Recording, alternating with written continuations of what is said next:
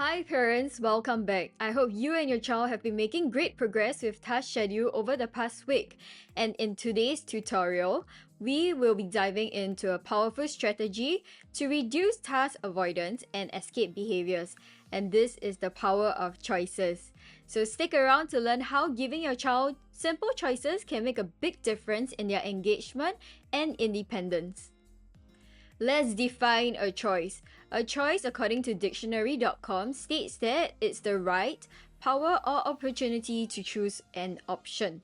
So usually it comes as an alternative. So we can think in terms of giving two options. Over here, the example would be using the wooden puzzle and threading. Otherwise, it would be an abundance or variety of which your child can choose from. So instead of just two options, there will be more than two options. So do choices really work? A meta-analysis done on the effect of choice making as intervention for problem behavior concluded that exposing children to choices both neurotypical and special needs increases their self-determination skills, which in turn increases their quality of life as they enter adulthood. To confirm the previous finding, Vespoli and colleagues also conducted a study on the effect of giving choices to reduce task avoidant behavior. So they used two primary choices, which is the within and across activity choices. If the function of the behavior is to escape, they noticed that giving choices, as you can see over here, the one circle in red is the one with intervention. The frequency actually dropped to almost zero for some occasion. And then the one circle in blue is the baseline, so it's without intervention. Without intervention means no choices were given. So more escape behaviors was observed.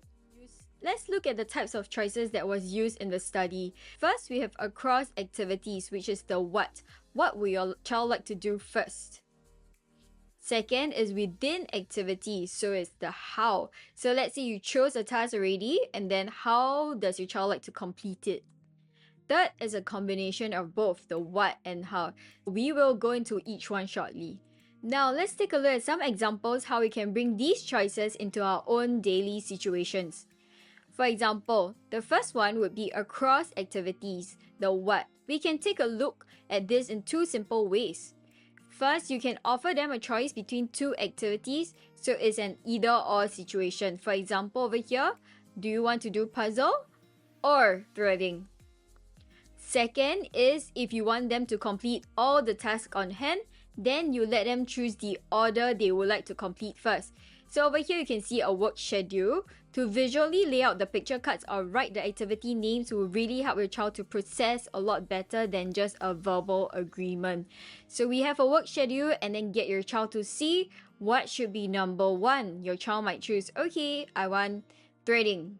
So then we can put the picture card over there or we can write threading. Number two is wooden puzzle. So then you guide your child to see, okay, they need to complete it. This gives them a sense of control, but you are still guiding through the plan. Okay, next, we have within activity, which is the how. So this means letting your child choose certain parts of the task, like the location or the material. So example, you choose a task already. So this time, you choose threading. Your child then chose it and you need your child to complete this task. So what you can do is you can get your child to choose the location. So you can say, do you want to do it on the floor or the table? Or another alternative would be the study room or the living room. Your child can also choose the type of material they would like to use. So in this case, if you have two available materials at home, then you can get them to see, do you want to use the buttons or the shapes for threading? Or it could be as simple as, do you want to use the red string or the blue string? So in this case, your child also then sends a sense of control. They chose the items or they chose the location, so they are more likely to complete the task on hand. Lastly, research showed that combining both types of choices, which is what and the how, can lead to the biggest improvements in reducing challenging behaviors. So what does this look like? We could choose, okay, what do you want to do first? Or what do you want to do? So your child can choose, let's say, threading. And then we combine it with the how. Okay, I want to do threading on the floor with a red string, example. Okay, so then the outcome is doing threading on the floor with a red string. So how do we come up with choices that are actually effective and can help us reach our goals for our child? The first step is to be really clear about what our goal is. For example, you would like your child to be able to increase in their fine motor skills, or is it simply to get your child to be comfortable sitting on the toilet without any expectations to pee in the toilet bowl yet? So once we know our goal, then it's easier to design the choices that lead to the right direction. So that way, no matter whether your child chooses option 1 or option 5, it will lead to the same goal. Visual representations are a key ingredient to help our child process what they need to do and to be able to also break down the tasks and see what are the options. So what we can do is we can give choice boards with picture cards if your child is unable to read yet.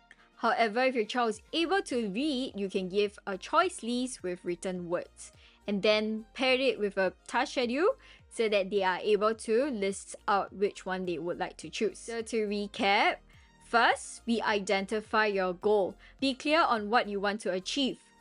Second is to brainstorm 1 to 3 choices that lead to the same outcome of meeting that goal. Third, to represent visually to your child using pictures or words.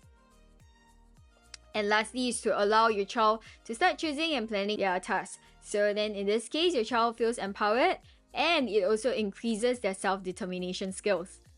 I know coming up with choices can seem daunting at the start and it may not work to our advantage. So this is where our expertise can be of help to you. If you need help, scan the QR code here to get into our contact page to register. Remember to type in choices to be entitled to a 10% off your first 3 online sessions with me. And with that, I hope you stay safe, be empowered, and I'll see you in the next video. Goodbye.